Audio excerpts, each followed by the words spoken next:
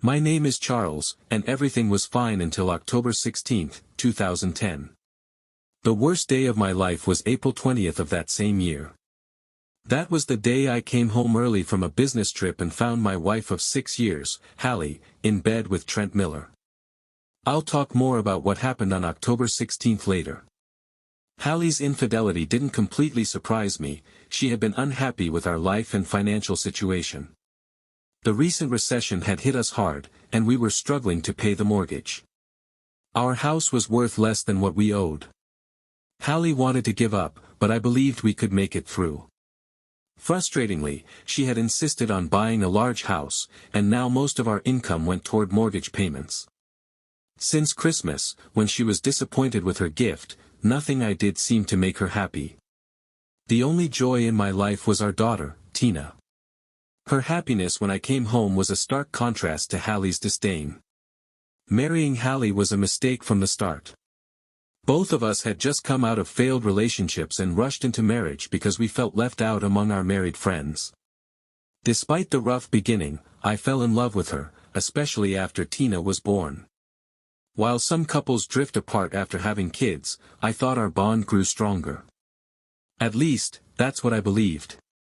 It turns out Hallie was either a great actress or living a double life.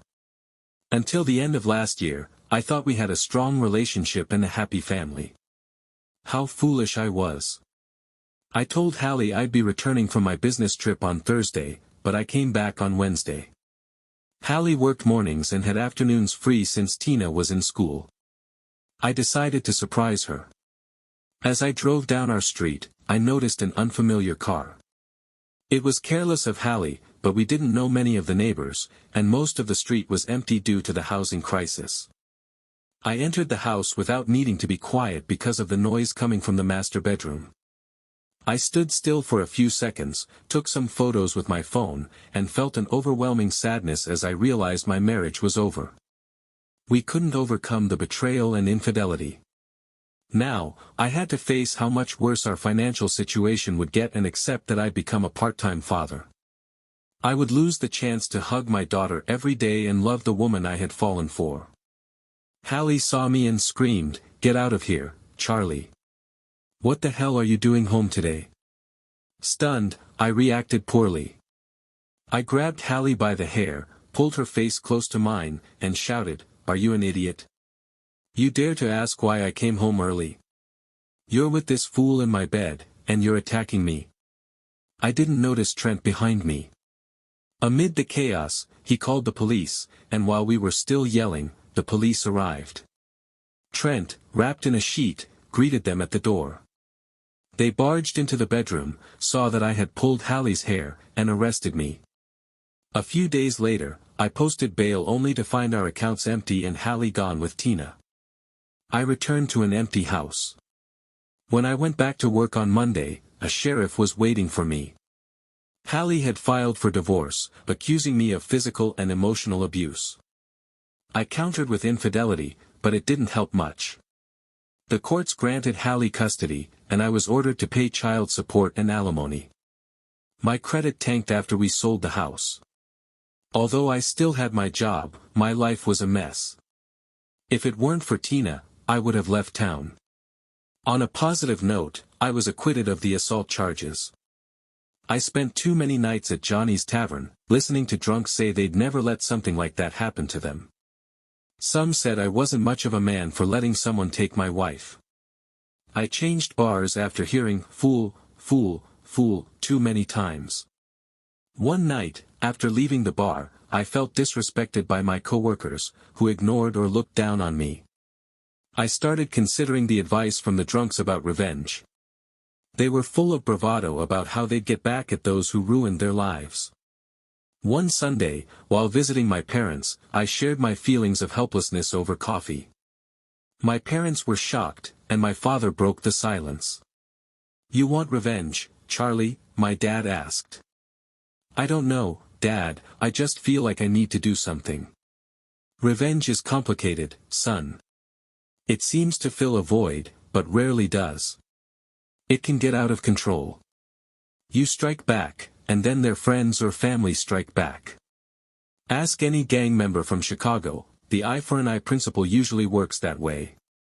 I generally respected my father's approach to problem solving, think before acting. But I didn't want to feel betrayed. Charlie, I'll be very disappointed if you seek revenge. I raised you better than that. Just forget it. Violence rarely solves problems. Despite my father's advice, one night everything seemed to fall into place. After leaving my coffee shop, I saw Trent and Hallie across the street, coming out of a fancy restaurant. They kissed while waiting for the valet. A beautiful Lexus pulled up, and they both got in. As the car drove away, I saw Hallie's head lean onto Trent's lap. I walked to my old Chevy, feeling sick. I cursed out loud and hit the steering wheel. After calming down, I started the car, the only one I could afford now that my finances were in ruins. It barely started. I thought I had it all planned out.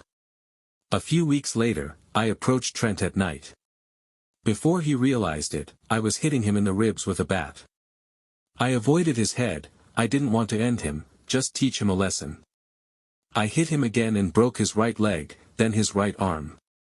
While he was on the ground, trying to protect himself, I aimed for his groin.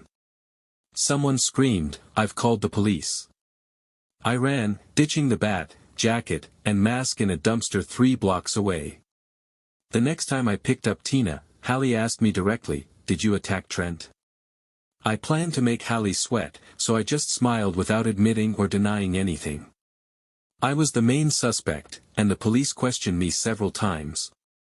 I didn't have an alibi and said I had spent the night alone in my apartment. There were no witnesses, and the weapon was never found. The only thing tying me to the crime was the motive. Then, one of Johnny's drunks got into trouble and tried to make a deal. He told the police he knew who had hit Trent with a bat, claiming that I had bragged about it. The drunk was lying, but the police and the district attorney didn't seem to care. I was charged with aggravated assault and attempted murder. With limited funds, I was assigned a public defender. The prosecutor's case was based on circumstantial evidence and the false testimony of a drunk. The jury found me not guilty of attempted murder but guilty of aggravated assault. I couldn't argue much, I had hit Trent with the bat. Something worked in my favor. 3 months passed between the assault and the sentencing, and by then, Trent's injuries had mostly healed. The judge gave me a lighter sentence, 5 years in a medium-security prison. What happened on October 16th was worse than catching my wife with Trent. That was the day I had to submit to my cellmate, Ronald Iron John. I'm not gay and never had any desire to be with a man, but I had no other choice. I ended up with missing teeth, a broken nose, and 2 black eyes. Ron and his Aryan gang forced me into this relationship in prison, comply or die. 2 positives came out of this nightmare. Being exclusive to Ron meant I was off limits to other Aryans and protected from non-Aryan gangs. But what kind of sick system allows prisoners to endure such abuse? I understand my 5-year sentence and the loss of freedom, but why do we accept and even joke about the physical abuse of inmates? I didn't abuse anyone, so why do I have to endure this to survive? Getting information from the outside was difficult. After 6 months and many letters, my mother visited. My father still refused to speak to me, and my mother didn't come out of sympathy, she came to vent. Hallie had married Trent and moved to Texas. They didn't let us see Tina before they left, and I was never allowed to talk to her on the phone. I haven't seen or spoken to my granddaughter. I begged Hallie's mother, hoping for some understanding, but she laughed at me. The cruelty of their family is unbelievable. "Mom, I never cheated on Hallie, she was the one who betrayed me," I said. All my letters to Tina were returned unopened. I'm working with a prison attorney to get a judge to allow me to communicate with my daughter. Not long after, my mother softened, realizing how much I was suffering. She showed some affection during the rest of her visit and promised to return. I didn't tell her the worst parts of my imprisonment, and she didn't ask. I won't detail those 5 years. I wasn't rehabilitated. I didn't learn new skills or become a better person. After a disastrous parole hearing, I learned to hide my emotions. During my first year as Ron's cellmate, I gained strength in the gym, focusing my hatred on Hallie and Trent. My 6 feet 1 inch frame became 210 pounds of muscle. When Ron found a new cellmate, I was released to fend for myself. The first time they came for me, there were 2 of them. They beat me, but both ended up in the hospital, and I was sent to solitary confinement for a month. Unfortunately, my first parole hearing was scheduled during that month, and it wasn't rescheduled. 2 more years passed before I met with the parole board. During the hearing, I struggled to find the right words when one arrogant board member asked why I had never apologized for harassing my ex-wife. I couldn't hold back and unleashed all the bitterness I had built up inside me. I was married to Hallie for 6 years and never laid a hand on her. She cheated on me in our bed. My one stupid act of attacking her boyfriend forced me into a situation where I had to comply with another man to survive and defend myself from assault. The justice system allowed her to falsely accuse me of violence, take all our property, and prevent me from hiring a decent lawyer. It allows my ex-wife to deny me contact with my daughter. I served the full 5 years without knowing anything about my daughter. My lawsuit against Hallie went nowhere. I fought for my life every day. While I didn't learn legal skills, I did learn how to scam people online. I took a night job loading trucks for slightly more than minimum wage, just enough to avoid homelessness. During the day, I worked on a new computer, creating the persona of Amy Carson, a widow running a humanitarian pet shelter. The website, Save Our Furry Friends, solicited donations, and with tens of thousands of email addresses, I managed to raise some money. In 2 months, I had accumulated $21,000, enough to reach my goals. After prison, Candy Sweet was a vision on a barstool. It had been more than 6 years since I'd touched a woman. I had a clean bill of health and $700 in my pocket. Dressed in Goodwill slacks and a sport coat, I approached her. Charlie smiled. "You're wearing pants. Why pants and not a skirt?" I wondered, since I was going to spend the night with this beautiful escort for $600, plus tip. The pants hid her prosthetic leg, which some clients had complained about to get a discount. I didn't care, but I was happy to save a few $100. I ordered a bourbon and sat next to Candy, who had a martini. The man on her right shot me a dirty look. "The gentleman next to me insisted on buying me this drink," said Candy. I told him I was waiting for someone, so it wasn't necessary. Candy placed her hand on my shoulder, signaling me to stay calm. I counted to 5 and stayed composed. I pulled out a $20 bill. "Excuse me, sir. I appreciate that you bought a drink for my companion, but could you accept this as reimbursement?" I held the bill so he could see the scars on my hand, a reminder of prison fights. He smiled and took the $20. Can't blame a man for trying with such a beautiful lady. "Have a good evening," he said, then left. Candy thanked me for being a gentleman. "Where did you learn to handle situations like that?" she asked. It was too early to dive into my life story, and I'd heard it's best not to ask escorts personal questions. "Let's talk about those cabins," I said. When the bartender placed my bourbon in front of me, he said, "It's on the house, thanks for handling that politely. We had a fight here last week that cost me $400 in damages. I'll never see a cent from the drunk who caused it, and my insurance doesn't cover the full amount." I raised my glass to the bartender and took a sip. He had poured a good drink. Candy and I finished our drinks, waved goodbye to the other guy, and stepped out into the night air. "I've got a room next door. Do you need something to eat before we go?" I asked. "I'm fine. Maybe we can order pizza or Chinese food later." "It's your money, so we'll do whatever you want," Candy said. I took her hand and led her to the hotel. In the elevator, I couldn't stop smiling. "What?" she asked. "You're just so incredibly beautiful." We got to the room and got down to business. Afterward, we rested. I didn't expect that. Candy looked at me again. "What?" she asked. I didn't expect it to be that good and for you to enjoy it so much. Candy laughed. Well, I'm a professional, she kept laughing, but not at me anymore. I've never paid for this before, I admitted.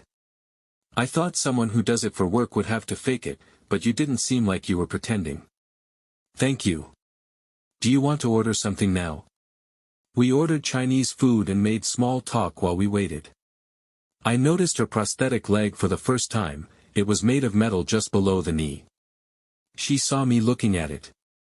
Does it bother you? She asked. Actually, no. It's impressive. When we walked to the room, I didn't notice any limp. We made love again and went to bed. In the morning, we took a shower together, and she caught me looking at her. It was a motorcycle accident, she said. What was? My leg. Everyone wants to know how it happened. You were too polite to ask. I was told not to ask personal questions, but since you brought it up, how did it happen? The guy I was dating, Randy, bought a new bike and wanted to show off, saying he was a great rider. I was stupid and got on with him. He started showing off, lost control, and we crashed. I lost my leg. What happened to Randy? Neither of us was wearing a helmet, another stupid decision. He smashed his head into a light pole, went into a coma, and died a week later when they turned off the machine. I know I sound cold, but he crashed the bike, and now my leg is gone. He didn't have insurance, so I had to cover all my medical bills. That's why I became an escort. The worst part is that my parents cut me off when they found out. They didn't want an escort for a daughter. There are worse things than being paid to have sex. Like what? Like my ex-wife, for example. I told Candy about Hallie, and she agreed that my ex was worse, calling her an even bigger mess. All I could do was laugh, probably for the first time in a while. Are you hungry? Can I treat you to breakfast? I asked. Yes, that would be nice. Then I have to get to class. I'm not going to be an escort forever. You hear stories about men falling in love with escorts, and with someone like Candy, I understood why. But let's be realistic, she's an escort, and even if she weren't, what could I offer any woman? The next day, I eagerly anticipated the second part of my plan. I met with Han Price at a downtown restaurant. Han was an outside contact for a prison gang, and we agreed on one condition: when the knife slid across his throat, two names, mine and Johansson's, would be whispered in his ear. Once Han agreed, I handed him $155,000. Han was one of the smartest criminals I knew, but he had never been convicted. He knew what was going on inside. I can't blame you for wanting revenge, Han said. It's not revenge. It's justice. Johansson was a good guy. About a year after he became Zhang's plaything, he died. The rumors in the yard said Ron held the kid's head down too long and choked him. Johansson deserved better. Zhang spent 2 months in solitary confinement and was only imprisoned for failing to report Johansson's death until the next morning. That's it. Whatever the reason, he's a dead man, and you know no one will find out about our deal, right? I understand. I didn't survive 5 years by talking too much, Han nodded and left. 4 days later, 4 inmates were killed in a prison riot triggered by the fatal stabbing of Aryan leader Ronald Iron Zhang. 1 inmate was suspected of the homicide and was eliminated in the riot. The prison shut down for 3 days. Amy Carson's website had run its course. I shut it down before the law took notice and came after me. It was a minor issue now, with too little money involved for any agency to investigate. My focus shifted to finding Tina. Hallie's Facebook page had disappeared 2 years ago. The last post said her family was living in the suburbs of Dallas.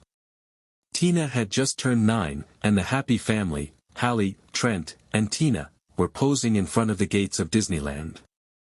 Then nothing.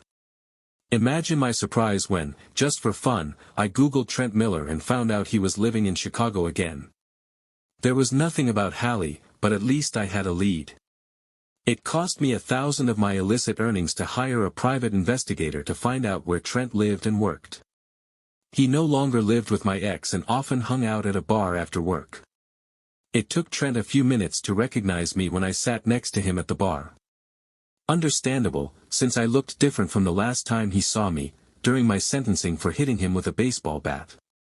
My muscular build, crushed nose, and shaved head probably made me look intimidating. He turned to me and asked, "Are we going to have a problem?" I had thought about the question and prepared an answer. "No, Trent. Hitting you with a baseball bat was a mistake. It cost me 5 years of freedom, countless horrors in prison, and the joy of watching my little girl grow up. I came to ask if you know where Tina is." "I'd tell you if I knew," Trent replied. "Hallie left me for another man, and the three of them disappeared to some unknown place." I watched Trent's eyes as he spoke. In prison, you learn to make eye contact because the eyes are the windows to the soul. I believed Trent was telling the truth. To reinforce my intuition, Trent continued, "Charlie, I shouldn't have gotten involved with Hallie while she was still married to you. It was wrong. I really loved her and thought she loved me. It hurt a lot when she left me for that guy. It was the first time I understood how you felt when we started dating. She told me lies I didn't realize until I came back here and talked to some of the couples you used to know. When I first met Hallie, she said you abused her and Tina, that your marriage was a sham, and it was only a matter of time before you either died or she divorced you. I thought I was her knight in shining armor. When you hit me, it only reinforced her story." Trent took a sip of his beer and continued, "I didn't agree with Hallie when she cut you and your family out of Tina's life. I thought it was a mistake. Hallie told me to back off, that Tina wasn't my daughter, and that I had no say in the matter. Tina and I had a good relationship for those 3 years. I loved her, but I was never her dad." "I miss Tina," Trent said. I tried not to cry, but my eyes filled with tears. Trent asked the bartender for a pen and paper. "I don't know where they ended up, but here's the name of the man who replaced me, Barry Stewart. He was a carpenter hired by a real estate developer, Chase Homes. He was working on houses a block from ours. I have no idea how they met. I found out when a neighbor called me to ask why Hallie was loading up his truck. I got home just before they left. We were yelling when the police arrived. I recognized his name and workplace from the police report. They left, and I found a note in the kitchen saying goodbye. Our accounts were emptied. I spent thousands trying to find Hallie but got nowhere. A year later, I sued her for infidelity, sold the house, and moved here." Trent's face showed resentment as he told his story. He still harbored grudges against Hallie and me. "All I wanted was to see my daughter." I thanked Trent for the information, bought him a beer, and left the bar, thinking about my next move. Trent had spent thousands searching for Hallie. Why should I waste my limited resources doing the same? There was one person who probably knew where Hallie and Tina were, Hallie's mother. However, she would likely try to stop me from finding out. It was risky. If I got caught, I would be sent back to prison, but I couldn't think of another way. Margaret Tanner was a creature of habit, always attending church every Sunday at 9 a.m.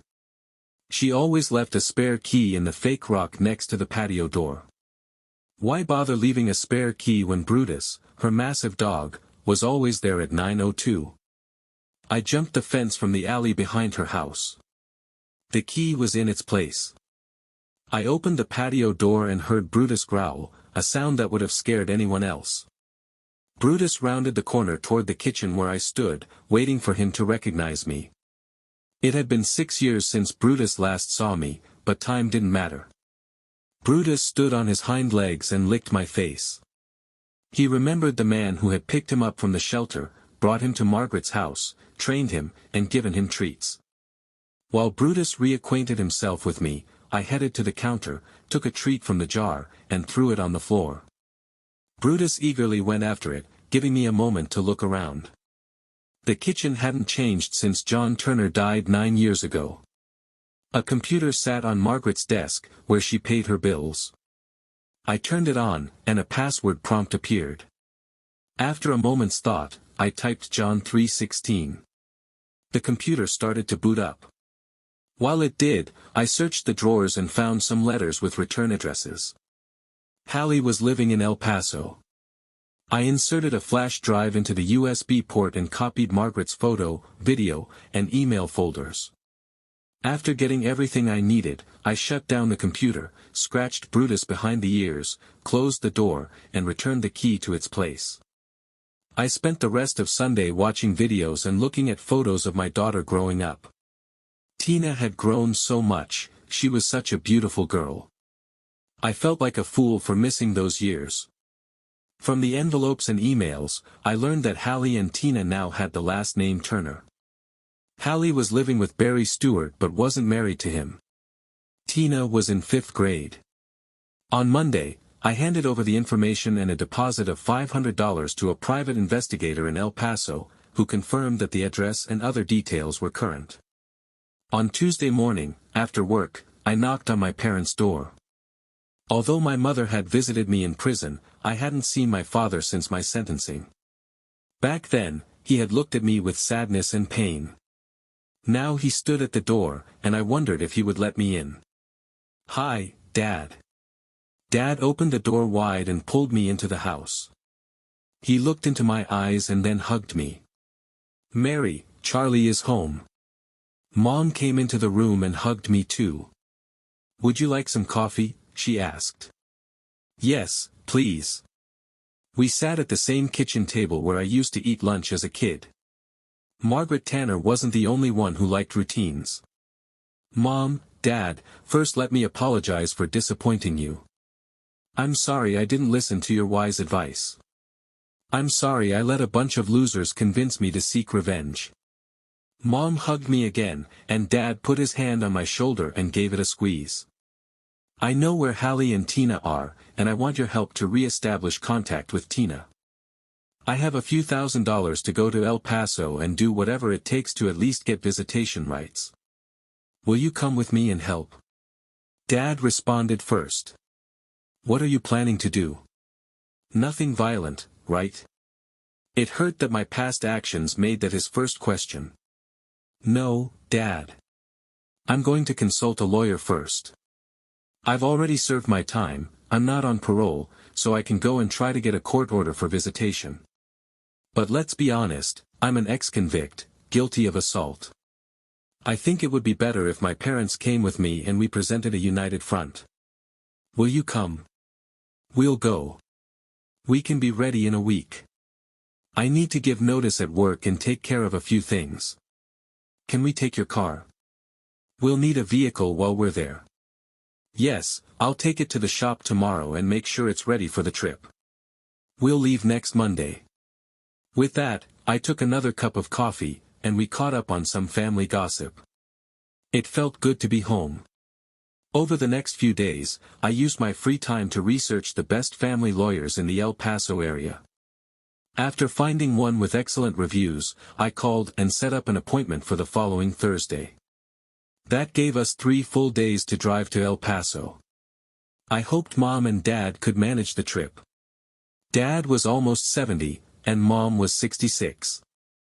Dad's Lincoln Continental turned out to be as reliable as ever. Mom, it seemed, was a big fan of Matthew McConaughey. It would have been the perfect car for the trip. But when Dad heard about the Thursday appointment, we all agreed to leave on Sunday, giving us an extra day to cover the 1,500 miles. That Sunday, a 36-year-old man set off on a trip with his mother and father. We left town. Now it's all highways, but years ago, it was Route 66. Before we entered St. Louis, Dad told us how, when he was only 3 years old, his parents drove that road all the way to Los Angeles. Back then, all the roads were 2-lane, and you couldn't drive more than 400 miles a day. It took the family 7 days to get to Los Angeles. Apparently, my grandfather, who died before I was born, had a job waiting for him in California. One of his war buddies was in the painting business, and with all the new buildings going up, it was supposed to be a gold mine. Unfortunately, Dad said, Mom, my grandmother, was homesick the entire year they lived in Pasadena. My grandfather packed up the family and moved back to Pineville.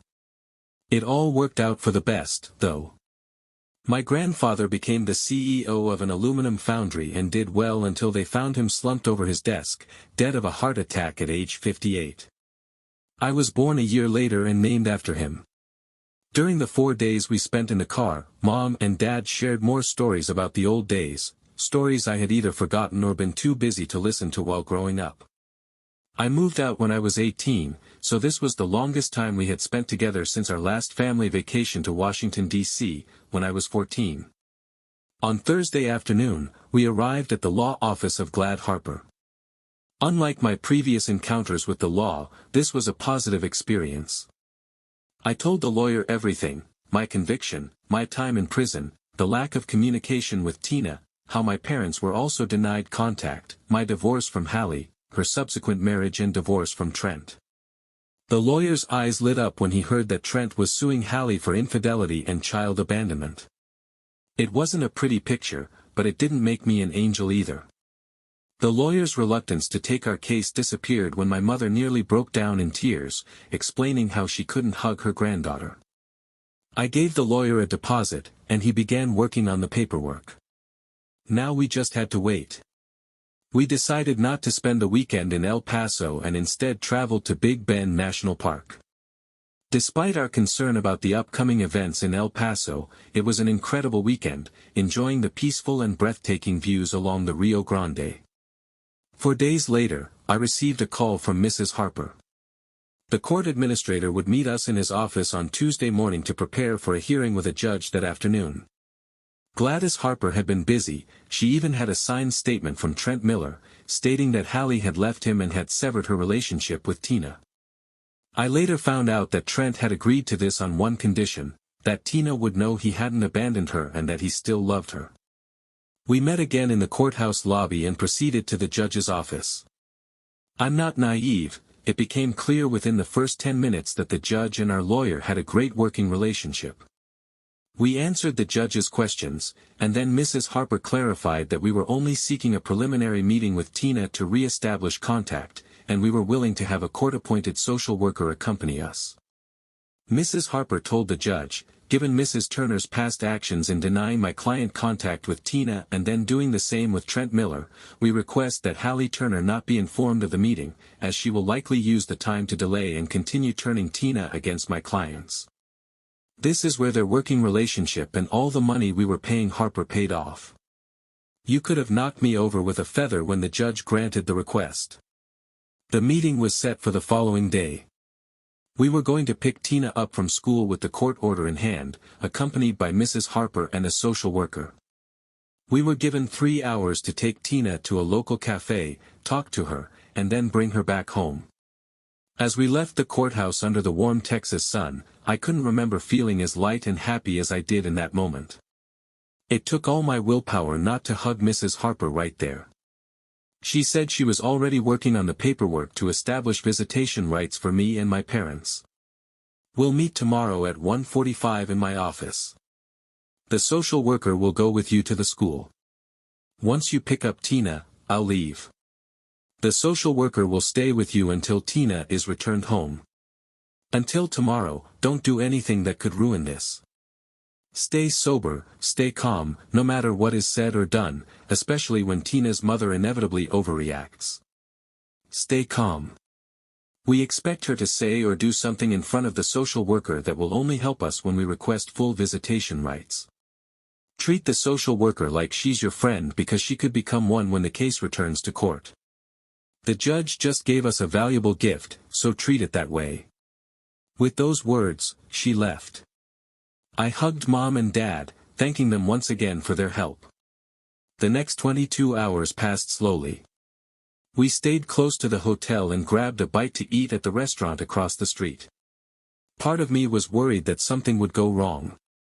What if we showed up at Tina's school tomorrow and she wasn't there? My parents did their best to reassure me, but I could see the concern on their faces. We arrived at Gladys Harper's office at 1:35. A few minutes later, a short, stocky woman of Hispanic descent entered the office. Mrs. Maria Hernandez introduced herself and spent several minutes explaining how she would oversee the visit while trying not to be intrusive. She had clearly read our lawyer's motions because she was very kind to my mother, like a grandmother to another. Mrs. Hernandez also gave us some advice on how to approach Tina after such a long and traumatic separation. Later, we were very grateful for that advice. I had been anxious about how Tina would react to my appearance. We entered the school office 30 minutes before the final bell. The principal and vice principal read the court order, called the district office, and spoke with the legal department before agreeing to let Tina leave with us. 10 minutes before the bell rang, they brought Tina out of class and into the vice principal's office. The first person she saw was my mother, and Tina's eyes lit up when she recognized her grandmother. Nana. Tina ran into her grandmother's arms, and my mom knelt down to hug her, crying openly. Tina looked up and saw my father approaching. Daddy. When Tina first started talking, she couldn't say Grandpa, so she called him Dad instead. The name stuck, and we all thought it was cute. Dad picked up Tina, hugged her, and kissed her on the nose. Then Tina looked over at me, standing to the side. Daddy? Given how much my appearance had changed since our last meeting, her hesitation was understandable. Mrs. Hernandez had suggested letting Tina see her grandparents first since they looked the same as they did 5 years ago, and there was always a special bond with grandparents. I opened my arms, praying that my embrace would be accepted. Tina ran into my arms. Our reunion was interrupted when the vice principal entered the office with Hallie, who had been waiting in the parking lot to pick up Tina. Hallie looked around and exploded. What the hell is going on? What are you doing? Leave Tina alone. Mrs. Harper entered with Mrs. Hernandez by her side. Mrs. Harper handed Hallie a court order. Mrs. Turner, this court order allows Tina's father and grandparents to visit her today for 3 hours, accompanied by Mrs. Hernandez to ensure her safety and compliance with the order to return Tina to you within 3 hours, starting immediately. Hallie glanced at the papers and handed them back to Mrs. Harper. I don't care what these papers say, you can't just come here and take my daughter. Hallie pointed at me and my parents. Those people have no business being here. She's my daughter. Hallie grabbed Tina, who hid behind my mother. Mrs. Hernandez, standing in front of Hallie, noticed this dynamic. Mrs. Turner. Before she could continue, Hallie shouted, using derogatory language about Mrs. Hernandez's ethnicity and appearance. Mrs. Turner, do you want me to call the police? If you continue, I guarantee they will take you to jail until you calm down and stop threatening people.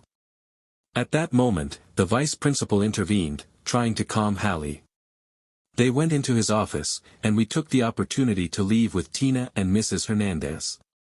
The 4 of us sat in a small cafe a few blocks from the school, with Mrs. Hernandez at a nearby table. She had advised us on how to start a conversation with Tina after so many years apart. We followed her advice, and it made a huge difference.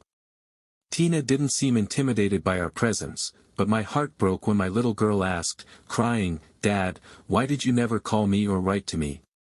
Why didn't I get birthday cards? I was prepared. I took out a large manila envelope from my mom's bag. Tina, I thought about you every single day we were apart. Here are all the letters, postcards, and birthday cards I sent. They were all returned to me, your mother sent them back.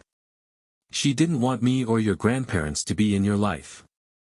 I showed Tina the envelopes, each one marked return to sender by Hallie. But why did she do that, Dad? I wanted to say it was because her mother was selfish, but I didn't. I took her hand and said, someday, you'll have to ask your mom about this.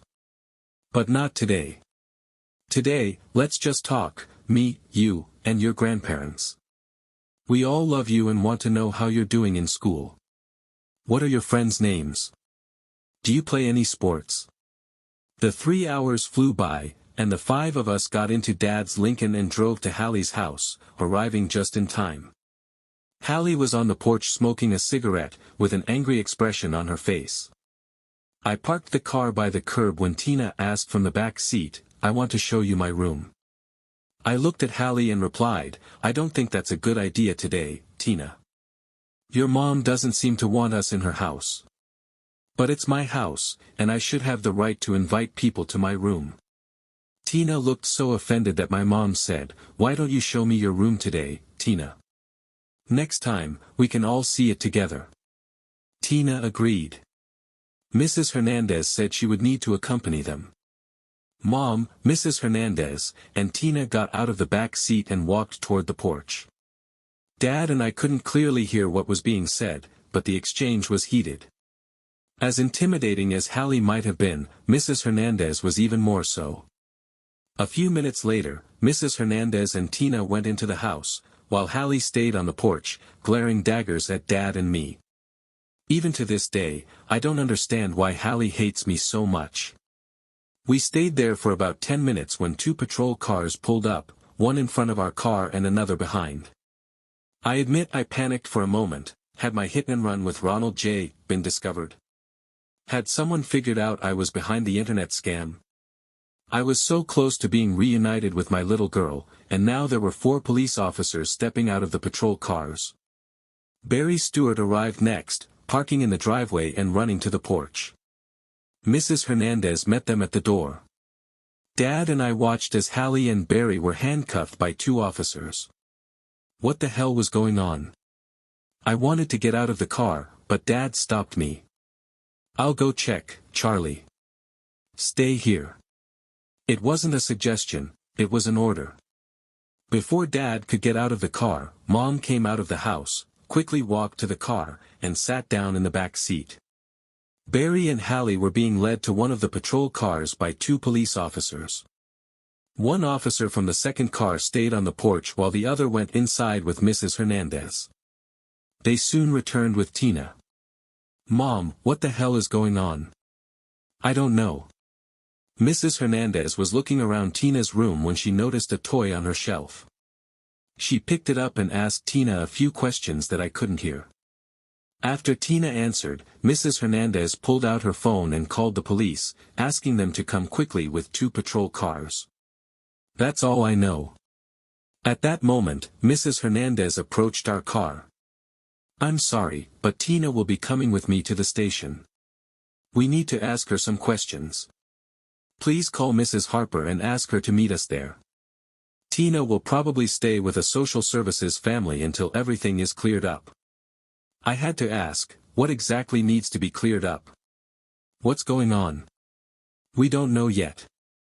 I don't believe Tina has been harmed, but we found some suspicious things in her room, and the police need to investigate.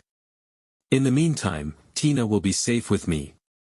Please be patient and trust me, I only care about Tina's well-being. Call Mrs. Harper. It took 3 weeks, but we finally learned the whole story. Thanks to Gladys Harper's expertise, everything worked out in our favor. When Mrs. Hernandez found the stuffed animal on Tina's shelf, she recognized it as a remote camera. She called the police, and the camera was enough to get a search warrant. Barry's computer was found with incriminating evidence. It turned out that Hallie didn't know about Barry's spying, but it didn't help that Hallie had made several offensive comments about Mrs. Hernandez at the school. Judge Torres tried to remain impartial, but Hallie didn't help herself. Mrs. Harper built such a strong case that Hallie wasn't even granted visitation rights. 2 months after we arrived in Texas, we were driving back in Dad's car, with Tina sitting in the seat next to Mom. Tina and I moved into my parents' house for almost the first year. Following the therapist's advice, we had to handle Tina with care. We even allowed Trent to attend Tina's 11th birthday party. Forgiveness was part of the therapist's recommendation, which also meant allowing Hallie's mother limited access to Tina. These measures kept me on edge, but after a half-hour conversation with Tina's therapist, I agreed that it was for Tina's benefit, and I just had to accept it. The hardest part came when Hallie returned to town. We let Tina visit her mom at her grandmother's house a few times, until her grandmother, Margaret Tanner, called me. I hate to do this, but I have to tell you that Hallie is saying awful things about you and Hank. I can't believe I raised someone so horrible. It breaks my heart, but I don't want you to keep my granddaughter from me. I don't think Hallie should be around Tina anymore. That was all I needed to hear. Hallie was cut out of Tina's life, and after going back to court, she lost all rights to Tina. It was disgusting, to say the least. Hallie cursed and threatened all of us, including Tina and Margaret, before being escorted out of the courtroom by her embarrassed lawyer. Our family life was starting to feel like a bad episode of the Jerry Springer Show. Hallie refused to obey the judge's order, showing up at our door at odd hours, ignoring the restraining order we finally served her, and pounding on the door whenever we didn't answer. Even after spending a weekend in jail, nothing changed. When the police proved to be a weak deterrent, I decided to try another tactic. Once again, I sat across from Han Price in a downtown restaurant. Calling on him came at a cost, too large. 2 meant a physical impact, 10 was permanent. I don't want her hurt, just gone. All right, we'll kindly ask her to leave town. Han accepted the envelope and left. I wasn't surprised to learn that 2 weeks later, Hallie was back in Texas. A year later, I was surprised to hear that she had moved back in with Barry Stewart after his release. The last I heard from Margaret was that she and Barry were living in Nicaragua after he fled his parole. I ended up talking to Tina's therapist about Hallie. He said it's impossible to diagnose someone without knowing them, but given some of Hallie's behaviors, it was likely she suffered from one or more psychoses. I was relieved to see her disappear from our lives for the foreseeable future. During all this drama, I discovered I had picked up a skill during my time in prison, IT and web design. My father provided the capital, and I opened a small shop in a mall where I designed websites and repaired personal computers. No ordinary company would hire a criminal to handle sensitive information, but having my own business worked. Very few, if any, of my clients ran background checks on me, and I played it straight. No tricks. I made between $50,000 and $60,000 a year, enough to pay the rent on our apartment and take care of Tina and my needs. 4 years had passed. For the last 3 years, Tina had been running and biking with me. She's going to be an excellent middle-distance runner. The high school track coach already has his eye on her for next year. Tina will probably compete in high school as a sophomore. One Saturday morning, Tina and I spent the morning running and biking a fun race at Crystal Lake, a 40 kilometers bike ride followed by a 10 kilometers run. During the bike ride, we stayed together. For the last 3 kilometers, we rode behind a woman who pedaled fast, even with a prosthetic leg. Tina commented on how brave the woman was to compete with such an obstacle. Of course, this woman reminded me of Candy, but she had short brown hair, and her prosthetic leg was different from Candy's. I didn't look at her face once as we passed her, but the memory of that night with Candy almost embarrassed me. After all, I was with my daughter, and it wasn't the best time for those thoughts. We switched from the bike ride to the run, and 42 minutes later, as Tina and I approached the finish line, a woman passed us and finished ahead of us. Tina approached her, as she makes new friends wherever she goes. Lately, she's been trying to get me to meet more people and strike up conversations with women I don't know. After a few minutes, they stopped and turned toward me. It was a face I could never forget. "This is my dad, Charlie Clean." "Dad, this is Casey." "Wendy." Candy, now Casey, looked at me, not recognizing me at first, but then something flashed in her eyes. "Nice to meet you, Casey," I said as I shook her hand. "Dad, I told Casey that we'd stop by that place by the river you like to eat at." Casey agreed to join us. I laughed. "That would be great. Let's go to the Broken Paddle, you know it."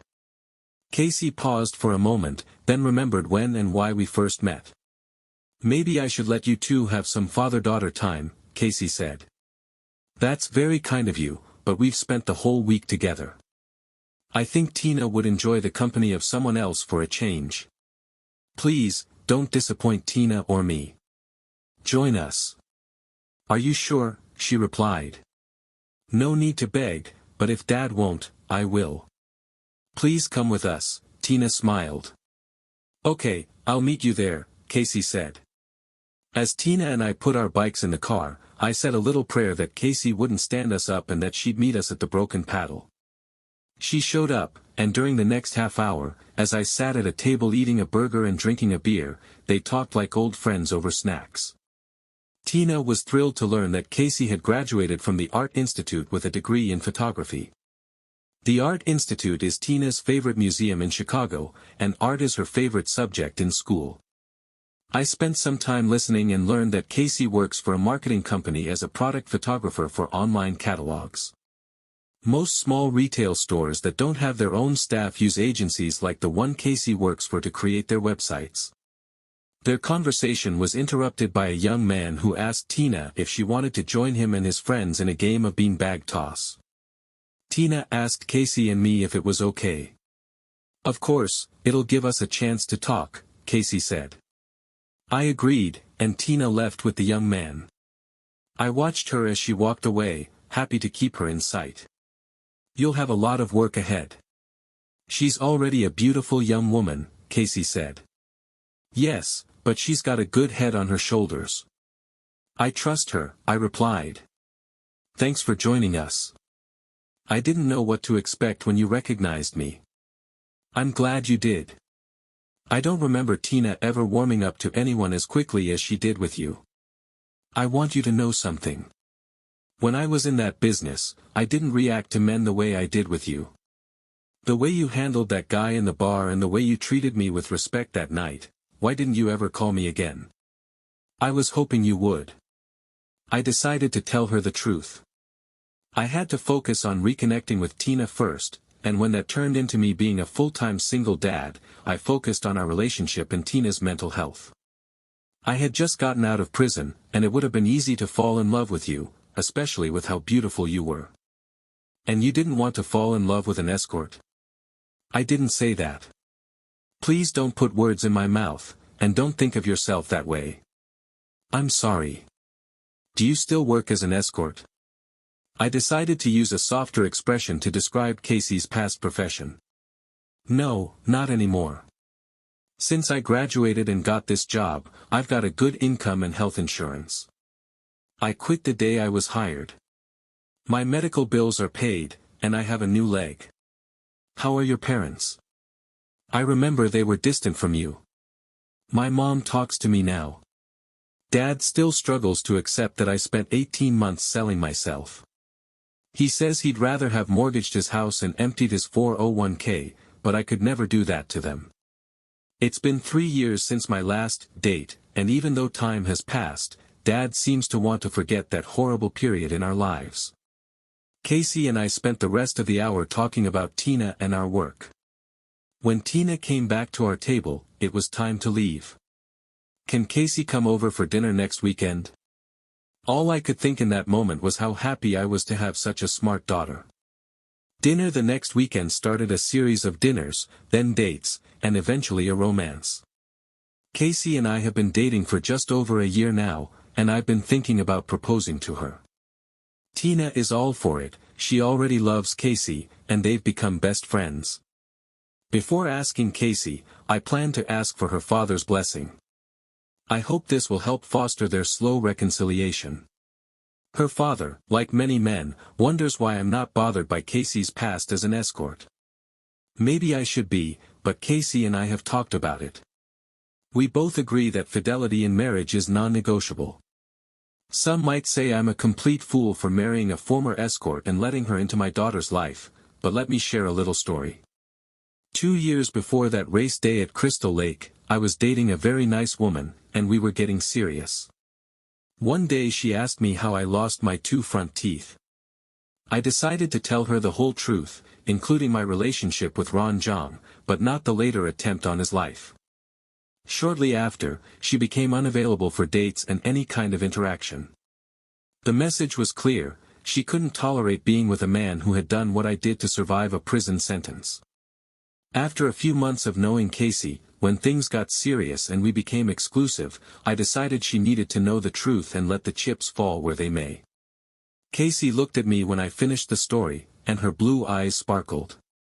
Sometimes, to survive, we do things that contradict what we believe. The most important thing is not to let that change who you are inside. You have to forgive yourself and promise to stay true to who you were before. You've become Charlie Clean again, a loving father and a good man.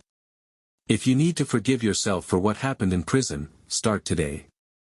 I love you, Charlie Clean, and I don't think you have anything to be ashamed of. Of course, Casey didn't say all of that when she hugged me, but she didn't need to.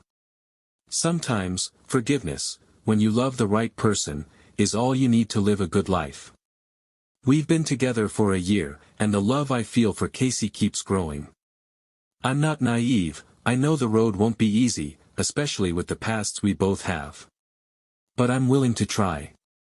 Casey has proven to be a positive influence in my life and in Tina's. She's been patient, understanding, and loving, traits I deeply appreciate. Tina adores her, and seeing how well they get along fills me with happiness. The next step is to propose to Casey, but I want to do it right. I'm planning a small weekend getaway, just the three of us, to spend time together as a family. During this trip, I'll ask her to be my wife. I don't have any grand plans or elaborate gestures, I want it to be an intimate and sincere moment, something that reflects what she means to me. I've talked to Tina about my intentions, and her excitement is clear. She already sees Casey as a mother, which makes me incredibly grateful. She knows how hard it's been for me to open up to love again, especially after everything we've been through. But she also knows Casey is different, that she's the right person for us. My father has also been a great support through all of this. After my time in prison, our relationship grew stronger. He's given me valuable advice and helped me keep a level head during moments of doubt. I appreciate that he's willing to accept Casey, despite her past, and I think that speaks volumes about his love for me and his desire to see Tina and me happy. With everything we've been through, I feel lucky to have the chance to start again. I can't change the past, but I can make decisions that will improve our future. Casey and Tina are my world, and I'll do everything I can to protect and nurture that happiness. As I prepare the ring and the details of the proposal, I can't help but think about how I got to this point. My life has come full circle, from despair and darkness to hope and light. It's a reminder that no matter how difficult the situation, there's always a chance for redemption and finding peace if we're willing to fight for it. I'm ready to take this step with Casey. She's the woman I want to spend the rest of my life with, and I'm excited to see what the future holds for us. With her by my side, I know we can overcome any obstacle and build a life together full of love and happiness.